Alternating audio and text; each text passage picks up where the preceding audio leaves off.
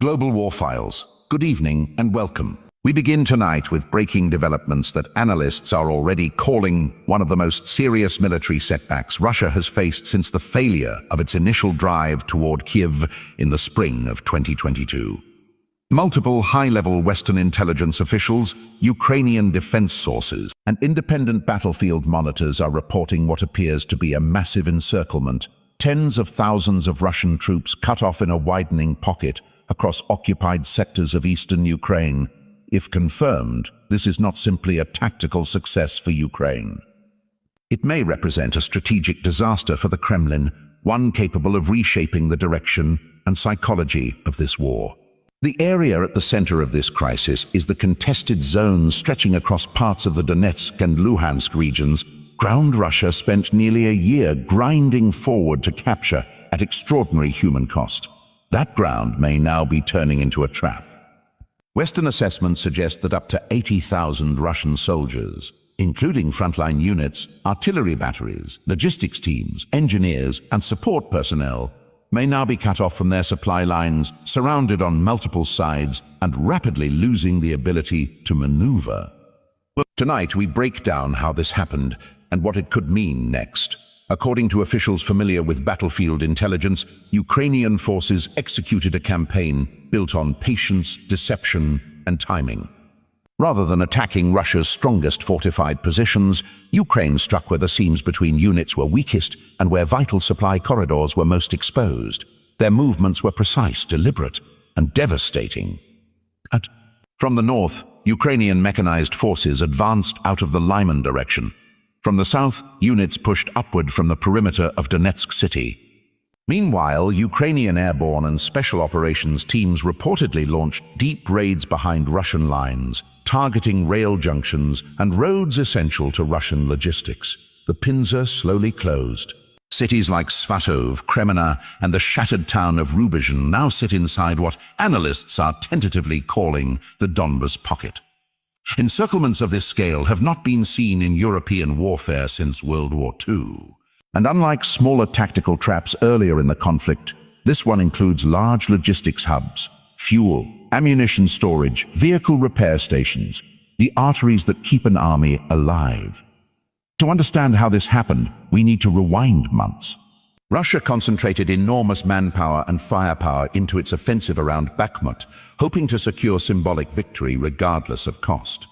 But this narrowed focus, driven by political pressure and propaganda goals, weakened other critical sectors. Poorly equipped reservists, exhausted frontline veterans, and undermanned regiments were left to hold vast stretches of defensive line elsewhere.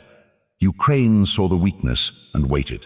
With support from Western surveillance systems, satellite imagery, and drones, Ukrainian planners monitored Russian supply routes, identified vulnerable junctions, and prepared specialized assault brigades equipped with Western armor. Their objective wasn't merely to push forward. It was to cut the arteries. When the offensive came, it was sudden, but not reckless. Ukrainian long-range strikes targeted command headquarters, bridges, fuel depots, and communications hubs far behind the front. Russian commanders were left isolated. Reserves couldn't be coordinated. Chaos spread faster than orders. Intercepted communications now reveal Russian officers reporting panic, confusion, and dwindling supplies. One transmission captured by Ukrainian intelligence reportedly said, "We are surrounded. We cannot move. What are our orders?" The orders, it seems, did not arrive.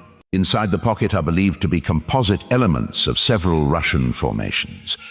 Units from the 3rd Army Corps, regiments of the 20th and 144th Motor Rifle Divisions, local militias, and, critically, large concentrations of artillery and logistics infrastructure. An army can fight with courage, but without fuel, ammunition, medicine, food, and transport, it collapses. Satellite imagery suggests enormous quantities of Russian vehicles now sit immobile along highways, abandoned due to fuel shortages. Ammunition caches, once invaluable, now risk becoming targets for precision strikes. Ukrainian forces appear to be applying a slow squeeze, not rushing in with costly frontal assaults. Instead, they are tightening defensive lines, striking carefully selected targets, and forcing conditions where Russian units must choose between surrender desperate breakout attempts, or slow attrition. For President Vladimir Putin, the stakes are political as much as military.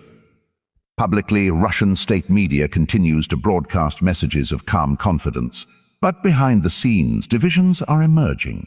Between the Ministry of Defense, nationalist military bloggers, and paramilitary factions, each camp is already searching for someone to blame. Do they admit failure? Do they conceal the scale of losses? Or do they attempt a risky relief operation that could multiply casualties? None of the options are good.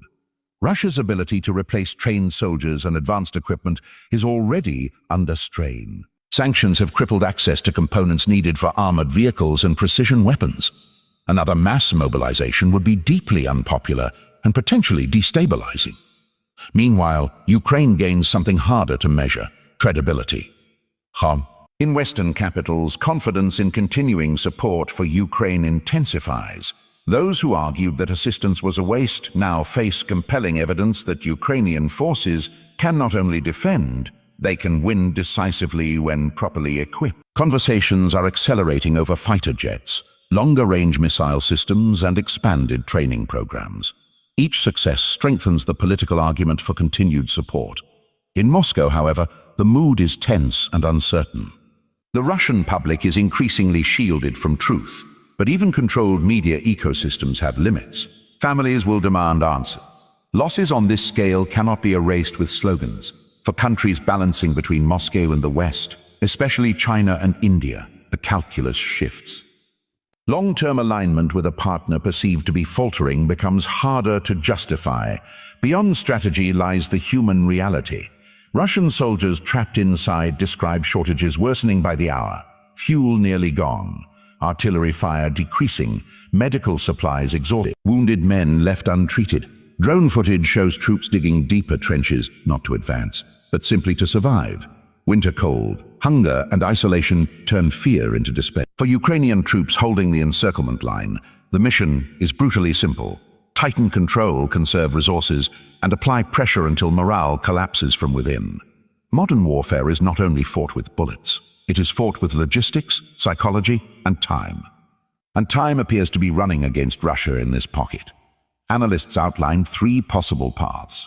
The first, collapse and surrender, with thousands of Russian troops laying down arms, an outcome that would shock the world and humiliate the Kremlin. The second, a desperate breakout attempt, likely turning into a slaughter as mechanized columns are destroyed by drones, missiles, and artillery. The third, a prolonged siege with the trapped forces told to hold at all costs, a slow, grinding tragedy that delays the inevitable. Tonight, the world may be witnessing a turning point. The reported encirclement of up to 80,000 Russian troops is not just a number. It represents a dramatic shift in battlefield initiative. It challenges assumptions about Russian inevitability, and it underscores a new reality. Ukraine, properly equipped, is capable of dismantling large segments of Russian combat power. But the question is no longer whether Ukraine can hold on. It is how far and how quickly it can reclaim its land, and how a cornered Kremlin may choose to respond. This story continues to develop. Facts will be confirmed, details refined, but the trajectory is unmistakable and potentially historic. For Global War Files, thank you for watching, and stay with us as we continue to follow this critical story.